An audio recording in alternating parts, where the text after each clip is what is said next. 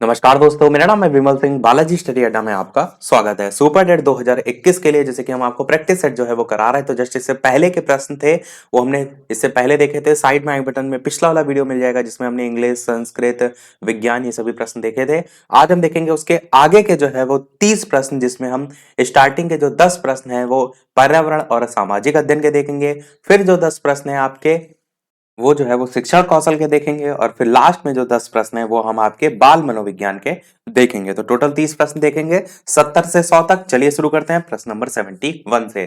प्रश्न आपका कह रहा है कि पृथ्वी की जो आंतरिक संरचना है उसका भाग जो है वो क्या होता है।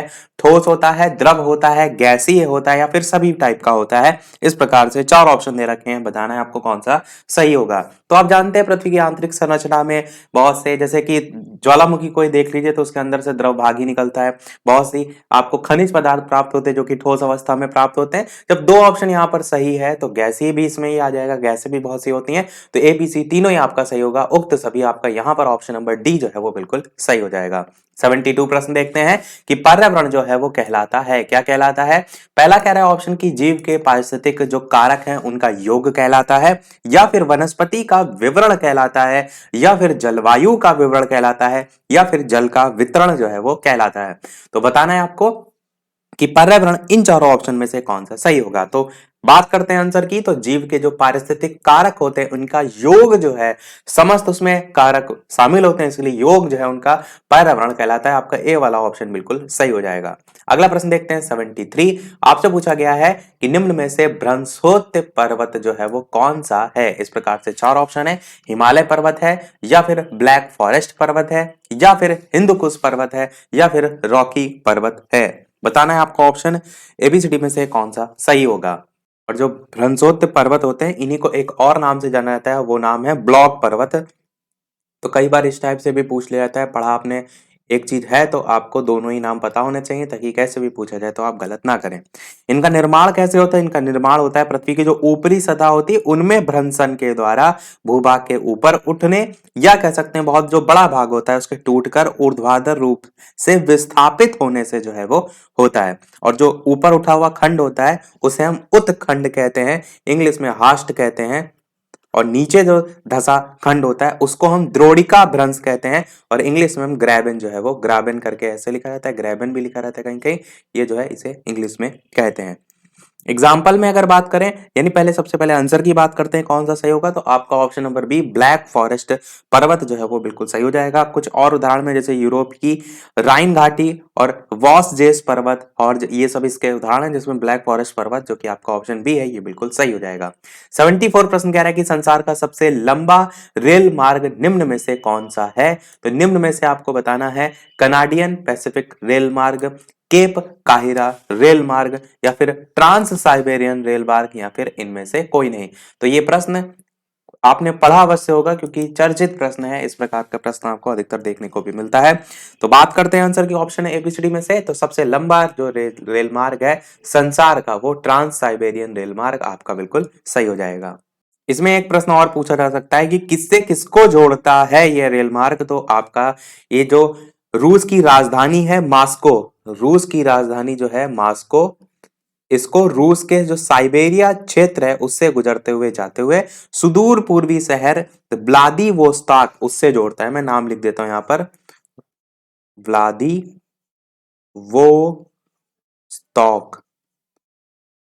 तो आप डायरेक्ट इतना ही याद रखिएगा कि मॉस्को को व्लादिवोस्टॉक जो है इससे जोड़ता है। बाकी आपका ऑप्शन में आप टिक कर ले जाएंगे। अगला प्रश्न 75 कह रहा है कि पश्चिम बंगाल, उड़ीसा और झारखंड में अप्रैल मई में आने वाले तड़ित झंझा को क्या कहा जाता है। खिचड़ी कहते हैं, या फिर काल वैसाखी कहते हैं, या फिर चक्रवात कहते हैं, या फिर टॉर्नेडो कहते हैं। इस प्रकार से 4 ऑप्शन है, बताना है आपको कौन सा जो है वो सही होगा।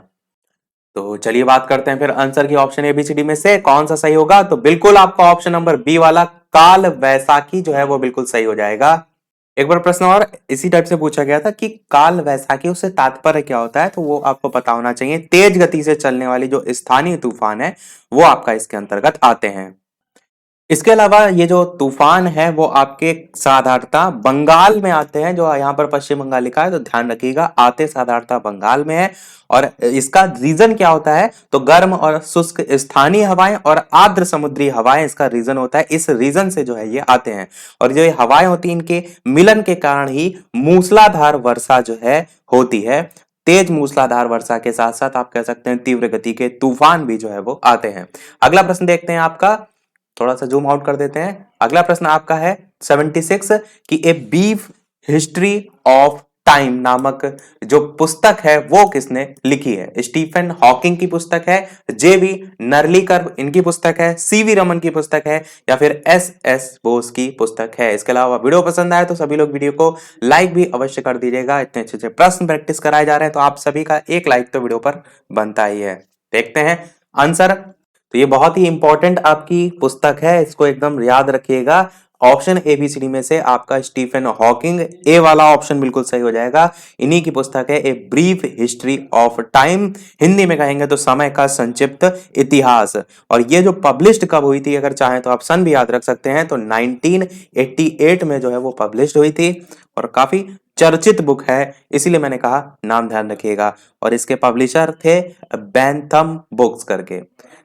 पब्लिशर बहुत कम पूछे जाते हैं, मेन राइटर ही पूछे जाते हैं। अगला प्रश्न 77 कह रहा है कि दिन रात जिस कारण से होते हैं वह जो है वो क्या है। भू परिभ्रमण है यानी कि घूर्णन, भू परिक्रमण है, तीसरा है पृथ्वी के अक्ष का झुकाव, और चौथा है चंद्रमा जो है उसका परिक्रमण। तो बताना है आपको ऑप्शन एबीसीडी में से दिन रात जिस कारण होते हैं वो इनमें से क्या होगा। आंसर की बात करते हैं ऑप्शन एबीसीडी में से, तो आपका भू परिभ्रमण घूर्णन जो है वो बिल्कुल सही हो जाएगा, जिसके कारण दिन रात जो है उसकी घटनाएं होती हैं, यही आपका बिल्कुल सही हो जाएगा। अगला देखते हैं प्रश्न 78 कि नर्मदा और जो सोन नदियां हैं वो जो है वो कहां से निकलती हैं। रामगढ़ गुंबद, पंचमढ़ी पहाड़ी, ग्वाल पहाड़ी, या फिर अमरकंटक पहाड़ी। तो ये भी अच्छा प्रश्न है, इंपॉर्टेंट है, क्योंकि यदि आप पिछला सुपर टेट उठाकर देखेंगे तो वहां पर एक प्रश्न इन्हीं नदियों से आया था। तो चलिए बात करते हैं आंसर की ऑप्शन एबीसीडी में से, तो आपका ऑप्शन नंबर डी अमरकंटक पहाड़ी जो है वो बिल्कुल सही हो जाएगा। पिछले वाले सुपर टेट में गंगा नदी के बारे में पूछा गया था, तो नदियां आपको अच्छे से आनी चाहिए। देखते हैं हमारा अगला प्रश्न 79, जो कि कह रहा है कि भारत के प्रत्येक नागरिक का कर्तव्य होगा प्राकृतिक पर्यावरण का संरक्षण और सुधार। ये कथन जो है वो भारतीय संविधान के किस अनुच्छेद से जो है वो संदर्भित है। पहला कह रहा है अनुच्छेद 48 ए, दूसरा कह रहा है अनुच्छेद 51 ए, तीसरा कह रहा है अनुच्छेद 56, और चौथा कह रहा है अनुच्छेद 21। बताना है आपको ऑप्शन एबीसीडी में से कौन सा सही होगा। चलिए बात करते हैं आंसर की, तो आपका ऑप्शन बी वाला अनुच्छेद 51 ए बिल्कुल सही हो जाएगा। मोस्ट इंपॉर्टेंट ये अनुच्छेद है आपका, एकदम इसको रट के रखिएगा। भारत के प्रत्येक नागरिक का कर्तव्य होगा प्राकृतिक पर्यावरण का संरक्षण और सुधार, इतनी चीज ध्यान रखिएगा, इसी से संबंधित है, प्राकृतिक पर्यावरण का संरक्षण और सुधार से संबंधित। देखते हैं हमारा लास्ट प्रश्न इस जो आपका पर्टिकुलर सब्जेक्ट है पर्यावरण और सामाजिक अध्ययन का, कि निम्नलिखित दर्रों का पश्चिम से पूर्व की ओर सही क्रम जो है आपको बताना है।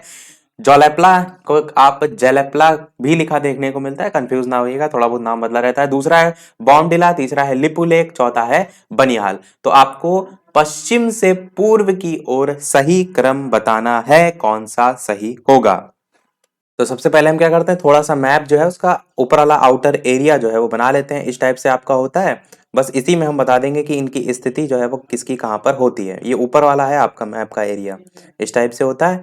अब देखिए सबसे पहले इन चारों में पश्चिम की बात की गई ना, तो पश्चिम में सबसे आपका होता है बनिहाल दर्रा, जो कि आप देखेंगे तो यहां पर इसकी स्थिति लगभग जो है वो होती है किसकी, बनिहाल दर्रे की। फिर आपका और दूसरे इससे और उधर उस साइड जाना ना, तो फिर आपका लिपुलेख दर्रा आएगा, जो कि आपका इस साइड में जो है यहाँ पर स्थित है। आपको उस तरफ के क्रम में जाना है, तो यहाँ पर लगभग लगभग आपका लिपुलेख दर्रा है। फिर आपका जेलेप्ला और बॉम्डिला में जेलेप्ला पहले आता है, जो कि आपका इधर साइड है, यहाँ पर आप देखेंगे जेलेप्ला है, और जो बॉम्डिला है वो सबसे उधर आता है। तो आपका क्रम होगा 4 3 और उसके बाद 1 और फिर 2। तो सी वाला ऑप्शन बिल्कुल जो है वो सही हो जाएगा। और इनका कहाँ पर स्थान है वो भी पूछ लिया जाता है, तो वैसे पता तो आपको पूरा होना चाहिए। जैसे कि आपका जो बनिहाल है ये जम्मू कश्मीर में आता है, लिपुलेख जो है ये आपका उत्तराखंड राज्य के साइड आता है, जलेपला आपका सिक्किम में आता है, और भी बहुत से हैं। तो इनकी सबकी आपको स्थिति एकदम रटी होनी चाहिए, क्योंकि प्रश्न में डायरेक्ट पूछ लिया था। बॉमडिला आपका अरुणाचल प्रदेश साइड है, तो यही आपका हो जाएगा। अगला प्रश्न देखते हैं 81, जो कि यहाँ से प्रश्न आपके स्टार्ट हो रहे हैं हमारे शिक्षण कौशल के। तो टोटल 10 प्रश्न आते हैं। 81 प्रश्न आपका कह रहा है कि निम्नलिखित में से कौन शिक्षक प्रबंध का मौलिक तत्व है? अदा है, प्रक्रिया है, प्रदा है, या सभी है? तो आप क्या कहेंगे? ऑप्शन एबीसीडी में से कौन सा सही होगा? तो सभी हो जाएगा। ये सभी आपके शैक्षिक प्रबंध के अंतर्गत आते हैं। शैक्षिक प्रबंधन और प्रशासन आपका डीएलएड में इसीलिए ही सब्जेक्ट रखा गया है, क्योंकि वहां जो आप पढ़ते हैं वो यहाँ पर भी इस प्रकार से इन सब्जेक्ट में शामिल होता है। अगला है कि आपको किसी छात्र के बारे में यह मूल्यांकन करना है कि वह दी गई समस्या के बारे में अपने व्यक्तिगत और मूल दृष्टिकोण को व्यक्त कर पाता है या नहीं। इसके लिए आप किस प्रकार के प्रश्न का निर्माण करेंगे? अति लघु उत्तरीय प्रश्न, निबंधात्मक प्रश्न, वस्तुनिष्ठ प्रश्न, या वैकल्पिक प्रश्न। प्रश्न में कह रहा है कि दी गई समस्या के बारे में अपने जो व्यक्तिगत और मूल दृष्टिकोण है उनको व्यक्त करना है। क्या समस्या को वो बहुविकल्पीय प्रश्नों में बता पाएगा? बिल्कुल नहीं। तो सी तो आप डायरेक्ट काट सकते हैं। आपको जब किसी के बारे में एक विस्तार से जानना होता है तो उसके लिए सबसे बड़ा आप जो सोर्स होता है उसका इस्तेमाल करते हैं। तो अति लघु भी आपके कट जाएंगे, वैकल्पिक भी कट जाएंगे, निबंधात्मक आपका बी वाला ऑप्शन बिल्कुल सही हो जाएगा, जिससे आप मूल दृष्टिकोण जो है उसको जान पाएंगे। तो यही आपका बिल्कुल सही हो जाएगा। अगला प्रश्न था 83 कह रहा है कि थांडाइक जो है उसने अपने सिद्धांत को किस शीर्षक से जो है वो सिद्ध किया? संज्ञानात्मक अधिगम, अधिगम के प्रयास और भूल, पर अधिगम, या फिर सुपर अधिगम। इस प्रकार से 4 ऑप्शन है, बताना है आपको कौन सा जो है वो सही होगा। तो चलिए बात करते हैं आंसर की ऑप्शन एबीसीडी में से। तो बिल्कुल आपका ऑप्शन बी वाला यहाँ पर अधिगम जो है उसके प्रयास और भूल का सिद्धांत बिल्कुल सही हो जाएगा। जिन्होंने अपने सिद्धांत, यह थांडाइक जो इन्होंने अपने सिद्धांत को इसी शीर्षक से जो है वो सिद्ध किया था। बाकी इसमें पूरी डिटेल आपसे पूछी जा सकती है। 84 प्रश्न कह रहा है कि जेबी सीयर्स का प्रशासन सिद्धांत जो है वो किस वर्ष प्रतिपादित किया गया था? 1960 में, 1950 में, 1970 में, या फिर 1990 में? तो इस प्रकार से 4 ऑप्शन है, बताना है आपको ऑप्शन एबीसीडी में से कौन सा जो है वो सही होगा। बात करते हैं चलिए आंसर की। तो कब आया था, कब प्रतिपादित किया गया था? तो आपका बी वाला ऑप्शन 1950 जो है वो बिल्कुल सही हो जाएगा। 85 प्रश्न कह रहा है कि किसी व्यक्ति के गुण और व्यवहार अथवा वस्तु के गुण का संख्यात्मक जो विवरण है वो प्रस्तुत करना जो है वो किसका अर्थ है? मूल्यांकन का है, या फिर शिक्षण का है, या फिर मापन का है, या फिर सिद्धांत का है? तो इन चारों ऑप्शन में कौन सा सही होगा, बताना है आपको। बात करते हैं आंसर की ऑप्शन एबीसीडी में से। तो बिल्कुल आपका ऑप्शन सी वाला मापन जो है वो सही हो जाएगा। जब गुण और व्यवहार या वस्तु के गुण का संख्यात्मक विवरण की बात की गई हो, क्योंकि मूल्यांकन में हम तो पूरा ओवरऑल कर लेते हैं, पर संख्यात्मक विवरण की बात की जाती है तो मापन आपका हो जाएगा। अगला प्रश्न 86 कह रहा है कि समावेशी शिक्षा की मुख्य विशेषता है विभिन्नता की पहचान और संभाल, या फिर शिक्षा एक मौलिक अधिकार, या फिर सामान्य और विशिष्ट शिक्षा में निकट संबंध, या फिर सभी? तो आप क्या कहेंगे? समावेशी शिक्षा में आपका शिक्षा एक मौलिक अधिकार तो बिल्कुल आता है, और साथ ही साथ आपका विभिन्नता की पहचान करना, उसका संभाल, तो ये भी आता ही है। लगभग लगभग सभी सही है, तो उपरोक्त सभी आपका बिल्कुल सही हो जाएगा। जब 2 ऑप्शन सही हो तो आपका जाहिर सी बात है उपयोग सभी होगा। अगला देखते हैं 87 कि किसने सन 1882 में भारतीय शिक्षा आयोग यानी कि हंटर आयोग के सामने प्राथमिक शिक्षा को अनिवार्य और निःशुल्क बनाने की जो मांग है वो जो है वो रखी थी? बहुत ही बढ़िया प्रश्न है। 4 ऑप्शन है। बाल गंगाधर तिलक ने रखी थी, दादा भाई नौरोजी ने रखी थी, दोनों ने रखी थी, या इनमें से कोई नहीं? तो बताना है आपको ऑप्शन एबीसीडी में से कौन सा सही होगा। 1882 में भारतीय शिक्षा आयोग यानी कि हंटर आयोग के सामने प्राथमिक शिक्षा को अनिवार्य और निःशुल्क बनाने की मांग किसने रखी थी? आंसर की बात करते हैं तो ऑप्शन नंबर बी दादा भाई नौरोजी जो है वो बिल्कुल सही हो जाएगा। ये सारी चीजें डीएलएड के लेवल पर मैंने आपको ऑलरेडी पढ़ा रखी हैं। देखते हैं हमारा अगला प्रश्न 88 की प्रबंधकीय जो नियंत्रण है उसकी प्रमुख प्रविधियां जो है इनमें से कौन सी हैं? प्रबंध सूचना प्रविधि है, सम विच्छेद विश्लेषण है, या फिर अवलोकन प्रविधि है, या फिर सभी है? तो बताना है आपको ऑप्शन एबीसीडी में से कौन सा जो है वो सही होगा। आंसर की बात करते हैं तो प्रबंधकीय जो नियंत्रण उसमें प्रबंध सूचना भी आएगी, सम विच्छेद भी आएगी, अवलोकन भी आएगी, यानी आंसर आपका ऑप्शन नंबर डी उक्त सभी जो है वो बिल्कुल सही हो जाएगा। अगला प्रश्न 89 कह रहा है कि बालक के मानसिक स्वास्थ्य में बाधा डालने वाला कारक इनमें से कौन सा नहीं है? नहीं पूछा गया है। तो कठोर जो अनुशासन है क्या ये बाधा डालता है मानसिक स्वास्थ्य पर? बिल्कुल डालता है, तो ये तो आपका बिल्कुल नहीं होगा। उसकी जो जाति होती है क्या ये बाधा डालती है? बिल्कुल डालती है। सहानुभूतिपूर्ण जो व्यवहार होता है वो किसी प्रकार की बाधा नहीं डालता है, तो सी वाला ऑप्शन बिल्कुल सही होगा। और चौथा कह रहा है पारिवारिक संघर्ष, तो संघर्ष भी आपका बाधा डालने वाला है, परंतु प्रश्न में नहीं पूछा गया है, और नहीं में आपका सी वाला ऑप्शन सही हो जाएगा। देखते हैं हमारा अगला और लास्ट इस पोर्शन का प्रश्न, जो कि आपका पूछा गया है कि विशेष आवश्यकताओं वाले जो बच्चे हैं उनसे व्यवहार करने के लिए निम्नलिखित दार्शनिक दृष्टिकोण में से किसका जो है अनुसरण किया जाना चाहिए। प्रश्न आपने पढ़ा, समझा। पहला ऑप्शन कह रहा है कि उन्हें समावेशी शिक्षा का और नियमित विद्यालयों में अध्ययन करने का अधिकार प्राप्त है। दूसरा कह रहा है, दूसरा ऑप्शन कह रहा है कि उन्हें किसी प्रकार की शिक्षा की आवश्यकता ही नहीं होती। तीसरा कह रहा है उन्हें पृथक करके उनकी शिक्षा किसी भिन्न शैक्षिक संस्थाओं में होनी चाहिए। और चौथा कह रहा है कि उन्हें केवल व्यावसायिक प्रशिक्षण दिया जाना चाहिए। सेम इसी टाइप के प्रश्न आपके पूछे जाते हैं किसमें, सीटेट में। तो हमने क्या बताया आपको, ऑप्शन काटना। ये यहां पर बात की गई कि केवल व्यावसायिक, बस लिमिट तय कर दी गई, ऑप्शन काट दीजिए। उन्हें अलग करके, बच्चों को अलग करके आप क्या शिक्षा की बात करेंगे तो सी भी काट दीजिए। उन्हें किसी प्रकार की शिक्षा की आवश्यकता ही नहीं होती, बिल्कुल गलत है। ए बचा ऑप्शन, ए बिल्कुल सही होगा कि उन्हें समावेशी शिक्षा का और नियमित विद्यालयों में अध्ययन करने का अधिकार प्राप्त है। ए वाला आपका ऑप्शन बिल्कुल सही हो जाएगा। बढ़ते हमारे बाल मनोविज्ञान के प्रश्नों की तरफ, और ये प्रश्न आपके अच्छे अच्छे आते हैं क्योंकि इसमें आपके वन लाइनर वाले आंसर रहते हैं, सीटे टाइप के नहीं होते हैं। तो प्रश्न आपका है, मनोविज्ञान चेतना का विकास है, ये परिभाषा किसने दी है। यहां पर थोड़ा सा मिसप्रिंट है, विकास नहीं होगा, यहां पर विज्ञान होगा, क्योंकि ये जो मत है वो अलग अलग जो विचारधारक थे, चाहे वो विलियम्स हो या फिर आपके जेम्स हो, विलियम, या यहां पर एक चीज ध्यान दीजिएगा, विलियम्स जो नाम लिखा है ये पूरा नाम होगा विलियम वुंट, इन्होंने शॉर्ट में लिख दिया है। विलियम वुंट हो या फिर विलियम जेम्स हो या फिर, अच्छा यहां पर इन्होंने एक साथ दोनों दे दिया है, वुंट और सिल्ली ने, सिल्ली का नाम था जेम्स सिल्ली, तो ये भी, तो सभी ने ही इसके संदर्भ में परिभाषा या मत दिया था। तो आपका ऑप्शन यहाँ पर डी वाला बिल्कुल सही होगा। तो मनोविज्ञान चेतना का विज्ञान है, ये चीज ध्यान रखिएगा। अगला प्रश्न 892 कह रहा है कि प्रभाव का नियम किसने प्रतिपादित जो है वो किया था। स्किनर ने किया था, थांडाइक ने किया था, पावलाव ने किया था, या फिर जीन पियाजे ने किया था। तो प्रभाव का नियम मैंने आपको बताया, इससे पहले भी इस टाइप का प्रश्न आया था, तो मैंने सारी चीजें बताई थी, किसी ने गलत नहीं किया होगा और ना ही अब गलत करेगा कि थांडाइक के हैं ये सभी नियम। तो आपका ऑप्शन बी वाला ऑप्शन थांडाइक बिल्कुल सही हो जाएगा। थांडाइक के 3 नियम, पहला आपका प्रभाव का नियम जिसे हम कहते हैं लॉ ऑफ इफेक्ट, दूसरा आपका नियम है तत्परता का नियम जिसे हम कहते हैं लॉ ऑफ रेडिनेंस, और तीसरा आपका नियम है अभ्यास का नियम जिसे हम कहते हैं लॉ ऑफ एक्सरसाइज। तो यही 3 नियम जो है दिए हैं इन्होंने, थांडाइक ने, बिल्कुल सही हो जाएगा। 93 प्रश्न कह रहा है कि शिक्षा की दृष्टि से जो बालक हैं उनकी महत्वपूर्ण आवश्यकता क्या है। बालकों के साथ मनोवैज्ञानिक व्यवहार की आवश्यकता है, या फिर अच्छी पोशाकों की आवश्यकता है, या फिर अच्छे भोजन की आवश्यकता है, या फिर सह शिक्षा की आवश्यकता है। तो शिक्षा की दृष्टि से बालक की महत्वपूर्ण आवश्यकता इनमें से क्या है ये आपको बताना है। बात करते हैं आंसर की ऑप्शन एबीसीडी में से, तो अच्छी पोशाक की आवश्यकता है पर उतनी नहीं है जो कि शिक्षा के संदर्भ में बात की गई है, तो ये तो काट देंगे। अच्छे भोजन भी शिक्षा के संदर्भ में काट देंगे, सह शिक्षा भी काट देंगे। पहला ऑप्शन सही होगा कि बालकों के साथ मनोवैज्ञानिक व्यवहार की आवश्यकता, ये सब सबसे प्रमुख रखेंगे। और ये मत सोचिए कि अच्छे भोजन की उन्हें आवश्यकता नहीं है, बिल्कुल आवश्यकता है, तभी आपका मिड डे मील रखा ही गया है, पर शिक्षा की दृष्टि से पूछा गया है, इसलिए ए वाले ऑप्शन के साथ आप जाएंगे। 94 प्रश्न कह रहा है कि मनोविज्ञान जो है उसकी उचित विषय वस्तु है, मन है, व्यवहार है, या फिर आपका मानव और पशु है, या फिर आवश्यकता है।